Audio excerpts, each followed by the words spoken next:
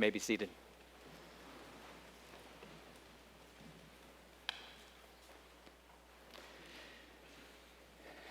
Back in my seminary days, I made a little extra money doing minor carpentry projects. I once moved a bunch of those little pins to adjust the height of bookshelves in a church office for somebody.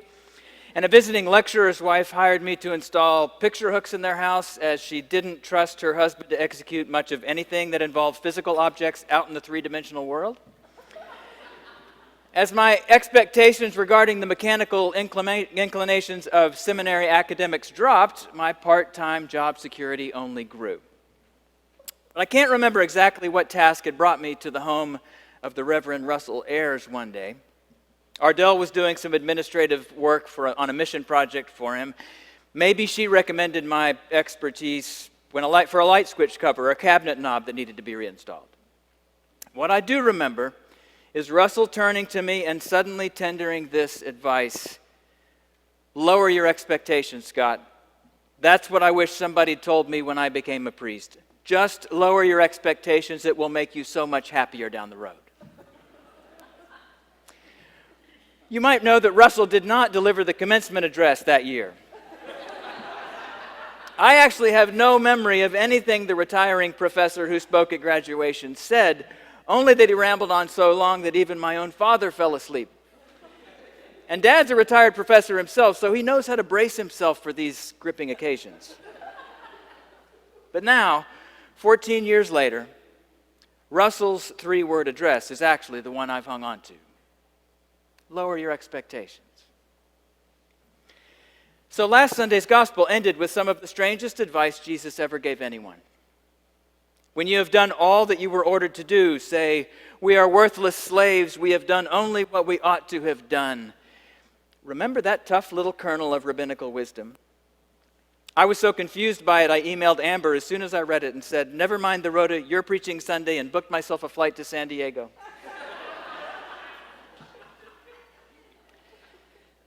The healing of the 10 lepers takes a little less work to make sense of, though, right? At least at first blush. But there is a slender thread that may actually connect these two scenes.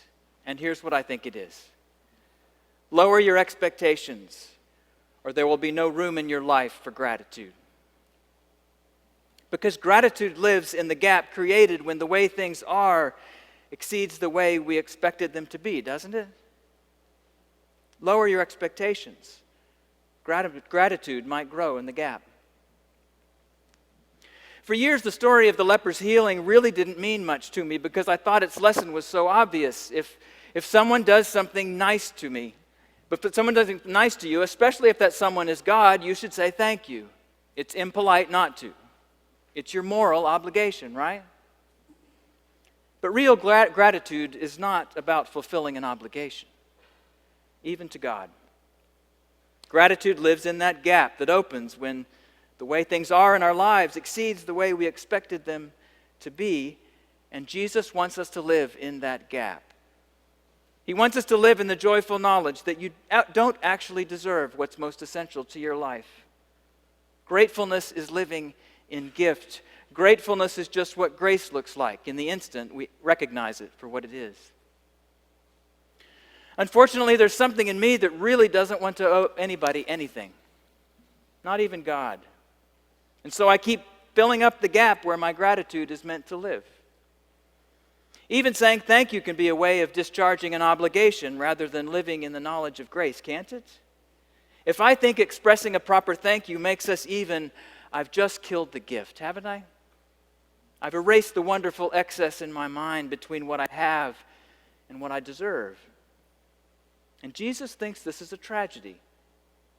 Even if I'm a leper and just want to be welcomed back into the society that fears and excludes me as unclean. It's the leper who can't believe he could be so lucky as to be healed by this wandering rabbi and welcomed back into the city. He's the one who's come most fully alive. I think this is why Jesus holds him up for all of us to emulate. Not for his good manners, but for his uncontainable joy. Some of you know that the real reason Ardell and I boarded that plane last Saturday for San Diego was because our son was in a trauma unit in a hospital in Escondido. He'd been in a pretty bad car accident the day before. Alden was going to be okay. But he was plenty beat up, and seeing the pictures of that crumpled up Toyota was to have the bottom drop out of even that automatic expectation that your child's just going to go on living day after day after day. Gratitude for his life filled us right up, for sure. But there was another lesson in gratitude that was waiting for me in Escondido as well. The trauma surgeon rounded on Sunday morning, so I made sure to be in the room to meet him. He was the one functioning as the attending physician, the one we needed to make sense of what the neurosurgeon said about that small brain bleed and what the plastic surgeon said about the breathing problems that might result from a broken nose. Dr. Campbell swept into the room at about 8 a.m. in a white coat and blue snakeskin boots. I mention the boots not so you'll prejudge him, but to confess that I may have been doing so myself. Within the first few minutes of our meeting, he said he was ready to remove the chest tube that was helping Alden's collapsed lung reinflate and send him home a day early. That news might sound good to you, but to me it was abrupt, and it wasn't at all clear he had consulted with the other surgeons. We were weighing options for at least one procedure, and now we seemed to have no time at all to process them. I asked for him to go away and return at the end of his rounds. And when he did, I let him have it. I was angry. He seemed to be uninformed about the plastic surgeon's recommendations, and he mumbled something about saving lives and not really having much time for such things. Sounded like he thought our son was considering a nose job for aesthetic reasons, not respiratory ones. He agreed to discharge, to have it wait till Monday, the original goal, and he left. Now, I would rather not admit to you the stereotypes about the arrogance of trauma surgeons that stoked my rage last Sunday, or the fact that this one's expensive boots were used as evidence against him in the little trial that I just called to order in my mind. But they seemed entirely justified to me, so I kept them alive all day and rehearsed them to anybody who would listen. Maybe you can recognize the particular satisfaction of being so clearly in the right and having someone near at hand so clearly in the wrong to prove your rightness. Well, the next morning I was about to board the elevator when Dr. Campbell stepped out of it. To my surprise, he not only recognized me, he said he'd been bothered by our exchange the day before. He'd even had trouble sleeping. He said he'd learned in the Navy to lead with a left hook, and that instinct didn't always serve him well.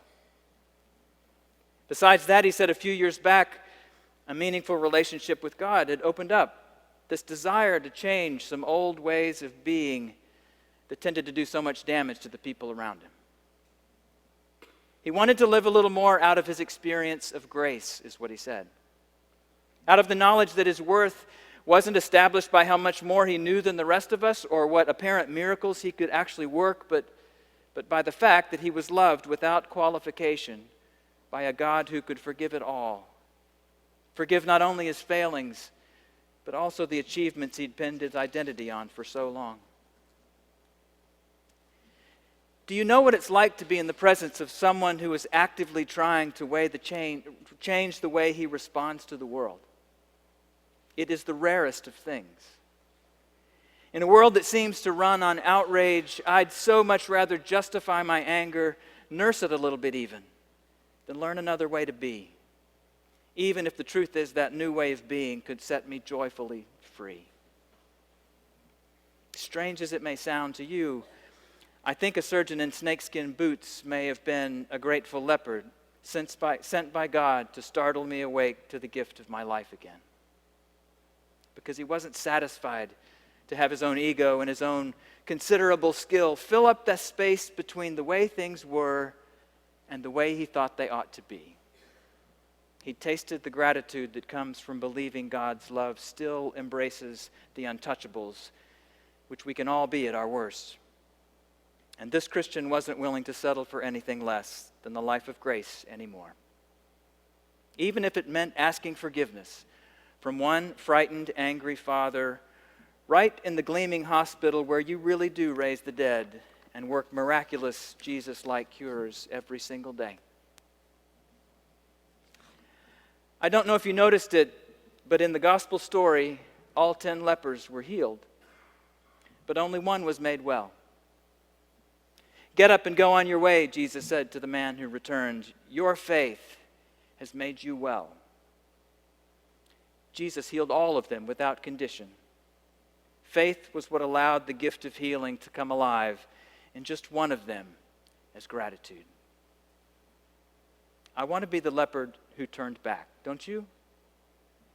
Not because Jesus healed him as a reward for his amazing gratefulness. He'd already been healed for free. But because the deepest human gratitude is what divine grace looks like when our expectations about all we think we deserve open up, and a fresh knowledge of the gift of our belovedness comes rushing right in.